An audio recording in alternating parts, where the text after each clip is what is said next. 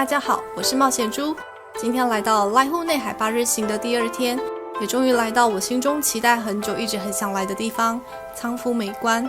今天我们将不赶行程，会好好花上1整天的时间，在仓敷这个古城里，慢慢的到处参观，坐游船，参观特色小店，欣赏古迹建筑等等。由于今天介绍的仓敷景点跟店家比较多，影片时间较长，可以到影片说明区选择想看的影片段落观看哦。那就跟着冒险猪一起展开仓敷的江户之旅吧。我是从冈山车站出发，用濑户内海地区的 JR Pass 大概20分钟就抵达了仓敷车站。那我们来看怎么从车站走到美观地区。首先，从车站出来有一条很大的马路，沿着天桥走下来后，就顺着大马路一直走，都不需要转进小路，大概走5到7分钟。每个人的脚程都不太一样。说好了江户时代的古城呢？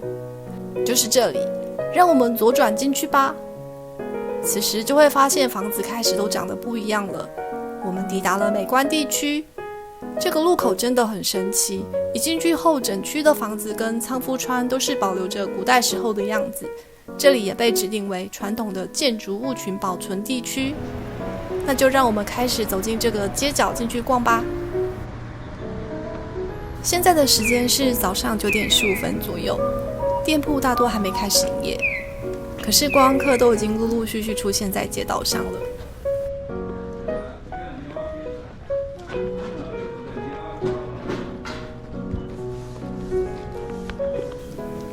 这家拥有160年历史的广荣堂，可是卖吉贝团子的名店哦。很快就看到了漂亮的仓敷川，两旁种的都是吉野樱，虽然快要3月底了，一样都还没有开。要吃那个北京烤鸭啦！你别安那啦。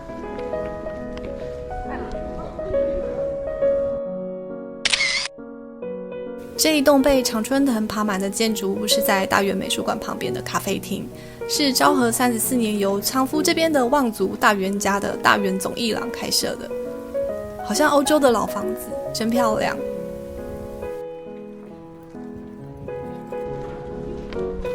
咖啡厅的旁边就是大原美术馆，里面常常会展览日本国内外有名的画作，如果有喜欢艺术的朋友们，可以来这边参观哦。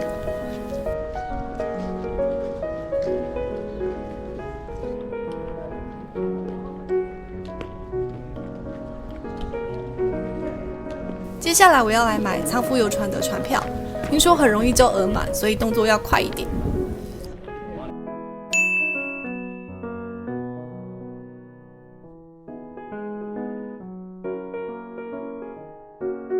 离11点游船开始的时间还有1个多小时，趁着现在观光客还没有太多，我们在附近的街道去逛逛。仓敷川两旁的店家有蛮多都是餐厅，先来研究看看哪一家看起来比较好吃。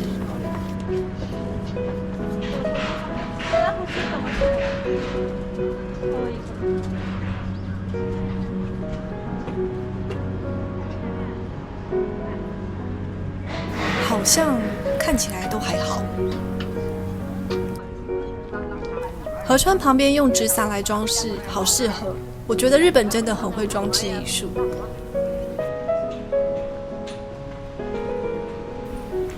看到了米菲兔跟史努比的专卖店，但是都还没开店，晚一点我们再来逛。前面这个红砖建筑叫做 Ivy Square， 游船的船夫大哥一直推荐我一定要来这里逛。事实上我当天没有找到他，回来看影片才发现原来他在这里。船夫大哥说这里超漂亮的，大家有机会来的话，记得进来参观哦。现在接近早上10点，跟京都比较起来，仓敷美观这里的观光客就没有这么多，不觉得这样子的感觉很棒吗？走在古建筑群里面，没有什么人在路上，整条街道的风景都是自己可以独占。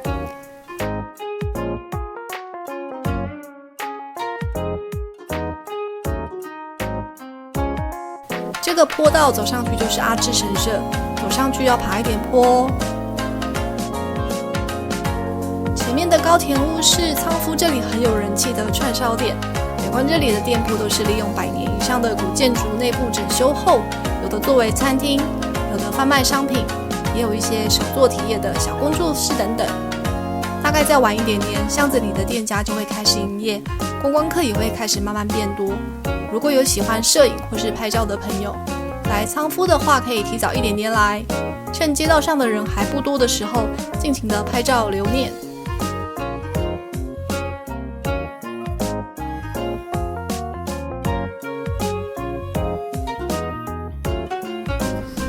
我其实还没有吃早餐，看到有卖可丽饼，来买一个吃吃看。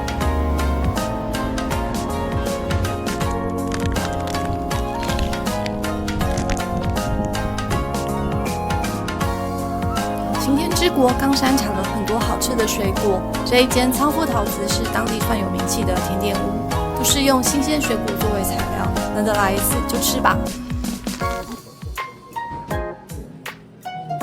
我点的是1天限定10份的草莓点心，我对限定这2个字最没有抵抗力了，没有考虑，马上点这一款。吃完后就准备坐游船。さあここ倉敷はですね、江戸時代幕府の直轄、いわゆる天領としてね、大官所があったんですね。さあそしてちょっと見にくいですけどね、右側にね、横長の建物、後ろがね、3階建て。これね、江戸時代の米蔵です、ここはね。でここ現在日本郷土館図鑑といってね、古いおもちゃを展覧してます。でね、ここの2階にギネスに認定されたコマがあります。直径が90センチ。だけど記録はね、回った時間、何分ぐらい回ったか。今はまあこれね完全川ですけどね、昭和の初めまで海水がね上がってきてますね。そしてこの川流れが緩いでしょう。2、3ヶ月に1回ね水抜きをします。藻がねむちゃくちゃ入るんですよ。春先にね、だから事前にね根っこから抜いとかないと大変なことになるんですよ。この右手の壁、黒い壁の周りを白い漆喰で囲ってます。これねナマコ壁とナマコ壁。白い部分が実はね、海のナマコのようにポコッと盛り上げて張ってるね。だから正式にはナマコ目地の瓦張りっていうんですけど、それを簡単にね、ナマコ壁。で、このナマコ壁はね、倉敷だけではなくてね、実は日本中に白壁の街並みいっぱいあるんですけど、大体ね、どこでもナマコ壁。桜のシーズンになったらここは桜のトンネルになるとかね。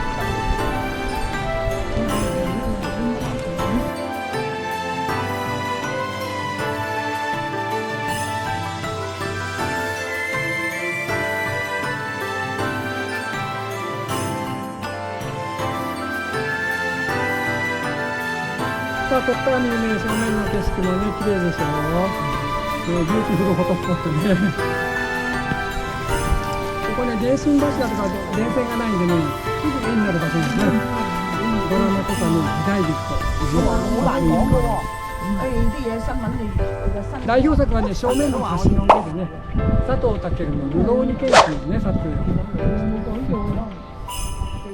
さあ500円のね、船旅もね、あとわずかとなりました。本日はね、川舟倉敷ご乗船いただきありがとうございました。大家觉得游船如何呢？我觉得非常的值得。那我们坐完船后，到附近的旧大原家住宅来参观。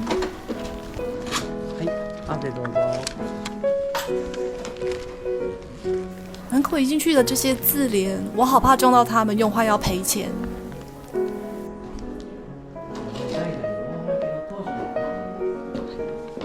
集めてこられた画家さんが小島虎次郎さんとおっしゃいまして、こちら側に、はい、お名前とお顔の方ございます。あと大隈重信さんという総理大臣になられる方、日曜公務等で来ていただいて。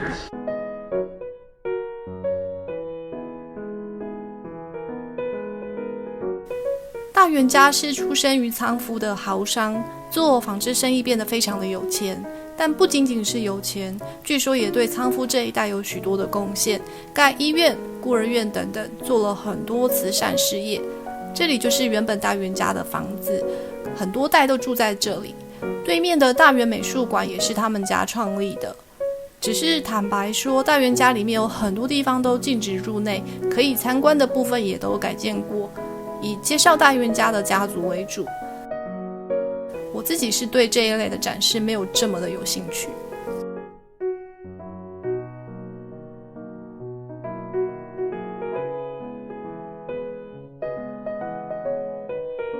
大原孙三郎是大原家很重要的人物，大原美术馆就是他创设的哦。这一带附近应该有很多都是他们家的地吧。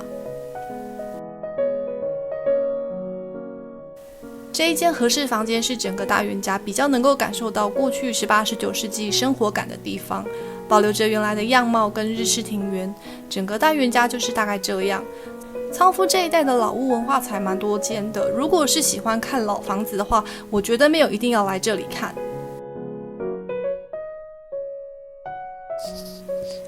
店家都开店了，我们开始到处逛逛吧。这一间店是以卖佛具为主，香水蛮有名的。这里的玉竹印手账做得超漂亮，我很后悔当时没有买，后来是在别的地方买玉竹印手账，都没有这里做得漂亮。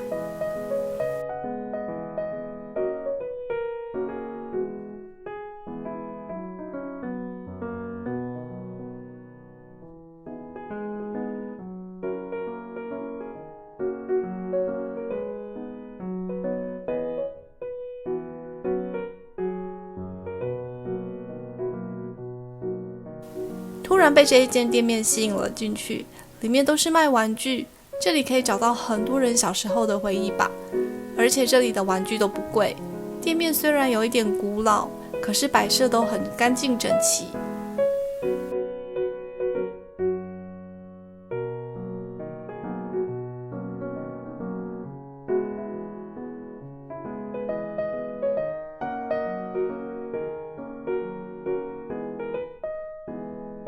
仓敷这一带商店街的店铺跟博物馆实在太多了，如果每一家都想逛的话，一整天应该是不够用。决定按照旅游书上的建议去必逛商店参观，首先就是来这一间林原十郎商店。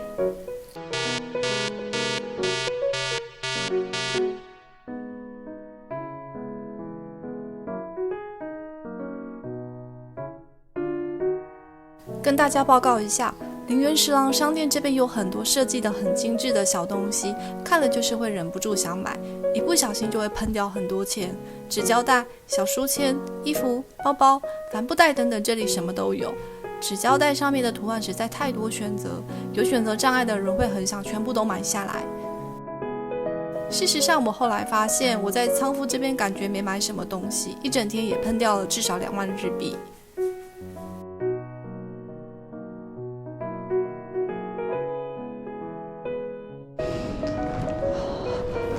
这个袋子做得好漂亮，但是看到价格的时候，实在吓得倒抽一口气。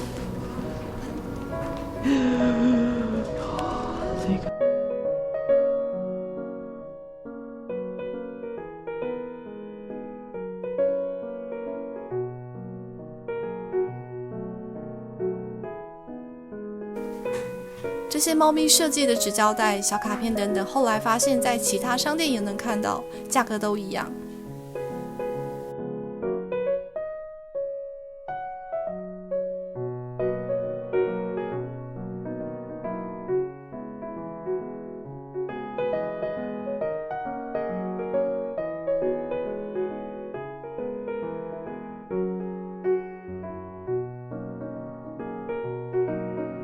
选了几样东西，付钱结账。事实上，这里的东西买回去后都很喜欢，质感也很好。如果喜欢的话，难得来一次，还是可以考虑购买哦。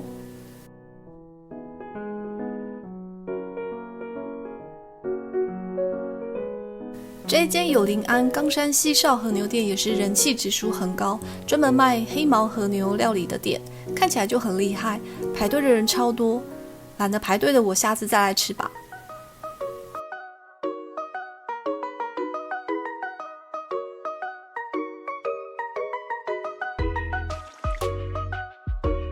井上家住宅也是仓敷美观这里的重要文化财，有300年的历史。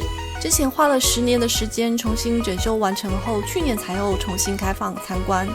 我考虑了一下子，决定等一下要去另外一间大桥家住宅参观。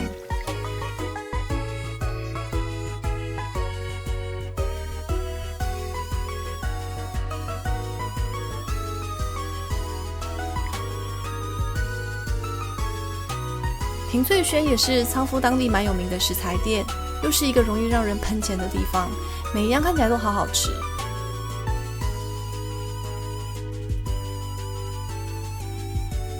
这些水果罐跟果酱跟一般超市的东西都不太一样，果酱的话都是看得到水果粒，当然价格也是稍微高一点。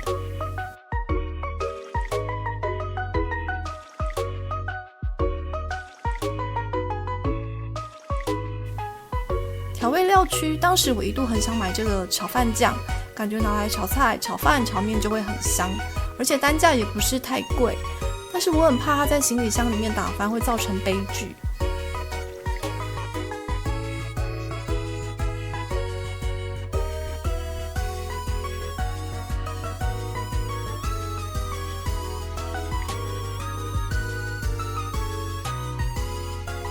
日本的调味料每一种看起来都好好吃，怎么可以连醋都有这么多不一样的选择？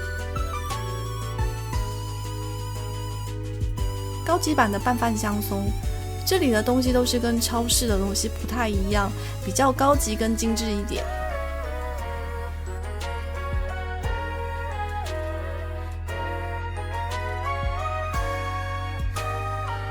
最后还是要带点什么，我买了葡萄果酱。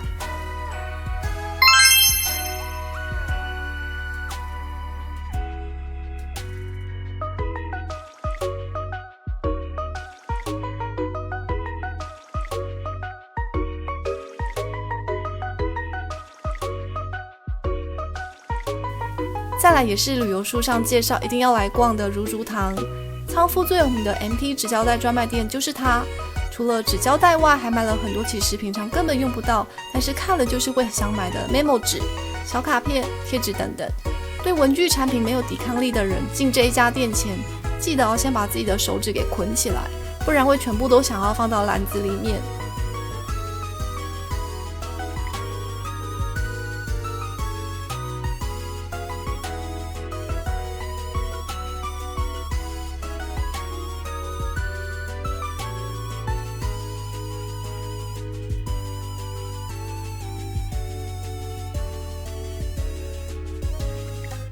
如竹堂还有提供用纸胶带 DIY 小纸盒、纸袋等等，让你用纸胶带可以做出属于自己的小物哦。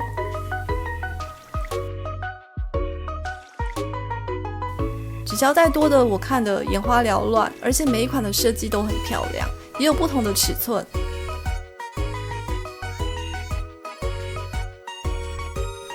最后我也忍不住买了几款纸胶带，只是到现在我都还不知道怎么使用它们。果然不文青的人买了纸胶带的下场就是这样。再来就是我来仓敷之前就很想来参观的鬼太郎妖怪馆，一楼是卖鬼太郎相关的商品，二楼是小小的展览空间，入场费用是500日元，会赠送一枚小小的杯垫，门口有眼球老爹的神社坐镇。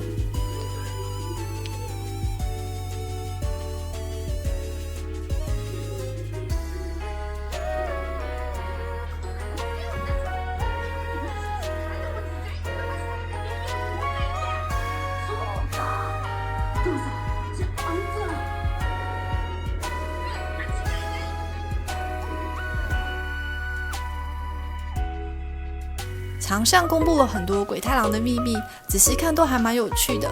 喜欢鬼太郎的人真的可以来参观。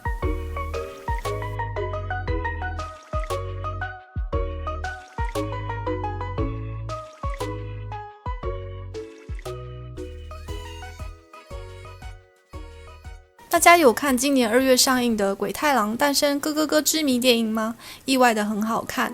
电影的主角其实是眼球老爹年轻时候的故事，最后带到鬼太郎是怎么被诞生的。我当时去电影院看完，有被惊艳到，没看过鬼太郎的人也很适合看，推荐。除了鬼太郎的妖怪外，还有介绍一些日本传说中的妖怪。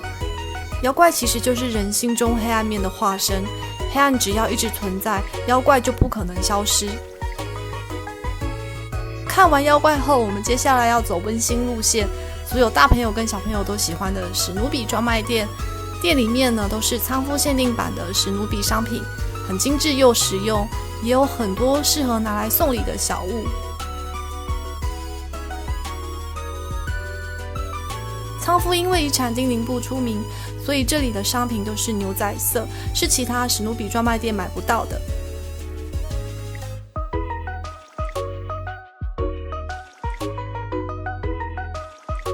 史努比的旁边就是米菲兔专卖店，这里有米菲兔烘焙坊，所以袋袋上的米菲兔都是面包造型，真的是很可爱。我其实蛮佩服日本是怎么办到让厂商愿意做这么多小量多样的限定商品，除了地点限定之外，还有季节限定，这很多工厂一定不接单的啊。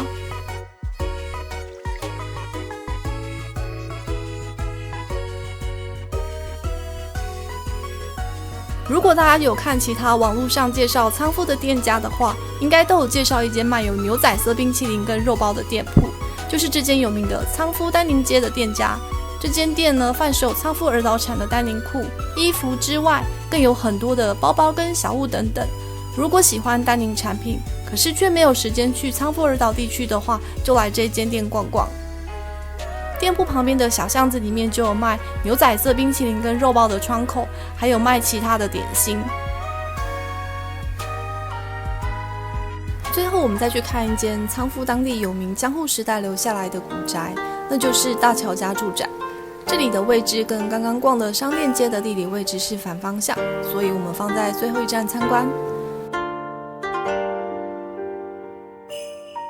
Residents of the Ohashis, which made its fortune in the latter Edo period through developing rice fields and salt plants as a large landowner while owning a bank.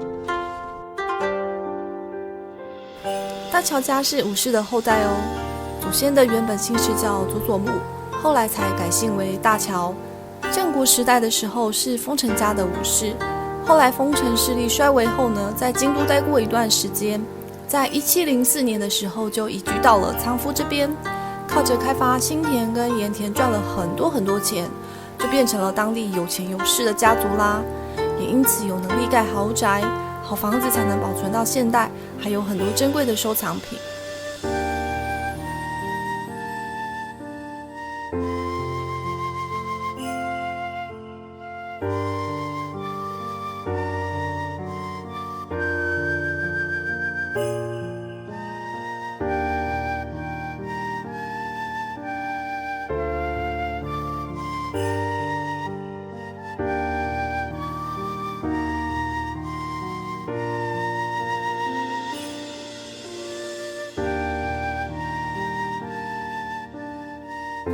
大桥家比较起来就比较有生活感的感觉，虽然蛮多生活用品都已经不在，但是房子的格局都保持原来的样子，还蛮值得来参观的。大家一起看影片也有逛累的感觉吗？那我准备回冈山市，明天出发去广岛哦，拜拜。